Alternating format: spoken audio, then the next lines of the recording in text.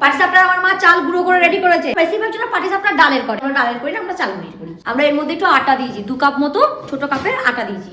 মা বলছে এটা দিলে ভালো ওঠে, মানে পরোটাটা। ও মা, যে মাখাটা আনলো ওইটা কয়? মাখাটা কয়? দোকানে মাখা ফেলে চলে আসছে কি? হ্যাঁ আমি অনেক দোকানে পেমেন্ট করে চলে আসি, জিনিসটা নিই না। এখন আমার মা খেজুর গুঁড়ো মিষ্টি রস দিচ্ছে, এর বদলে তোমরা গুড়ও দিতে পারো। গুড় ফুটিয়ে দিলেও হবে। ফুটিয়ে দিলেও হবে। মিষ্টি রসটা আছে একবার ফালতু নষ্ট হবে, টাকা দিয়ে কেন নষ্ট করাবে?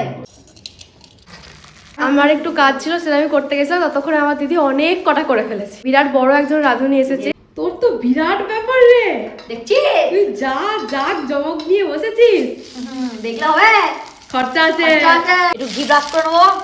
আধুনিক, বেগুনের পেছন লাগে না। রাসের যা অবস্থা, ইঁদুরে কেটে নিয়েছে। আরে যতবার কিনি ওটা ইঁদুরে কেটে নেয়।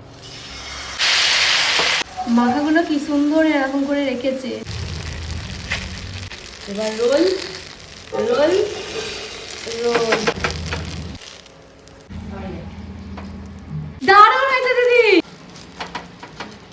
দিদির কিন্তু অনেক গুণ আছে, কত কিছু পারে। বলছে তুই এসব কোথা থেকে শিখেছিস? এসব আমি শিখেছি আমার শাশুড়ির কাছ থেকে।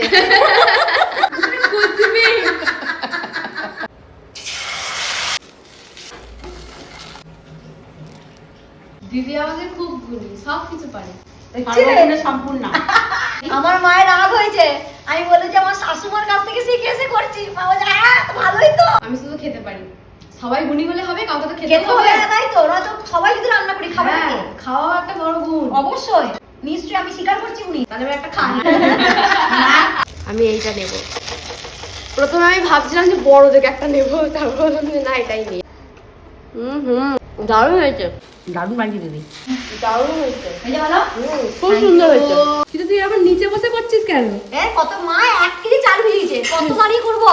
এই নিচে বসে বসে মা যা চাল ওরকম ভিজিয়েছি, অত তো মাখাই নেই। বাকিরা সরু চাকরি করে দেবে। ব্যবস্থা আছে। বড় বিবি বানিয়েছে। কে বল কেমন হয়েছে? খুব ভালো।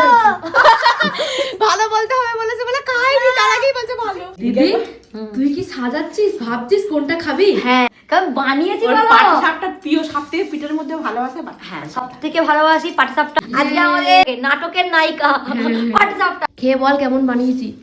সুন্দর হয়েছে, খুব ভালো। অসাধারণ, দারুণ হয়েছে। আজকের ভিডিওটা এই পর্যন্তই। সবাই খুব ভালো থাকো, সুস্থ থাকো, শীতকালে প্রচুর পিঠা খাও, আর সবাইকে ভালো রেখো। টাটা।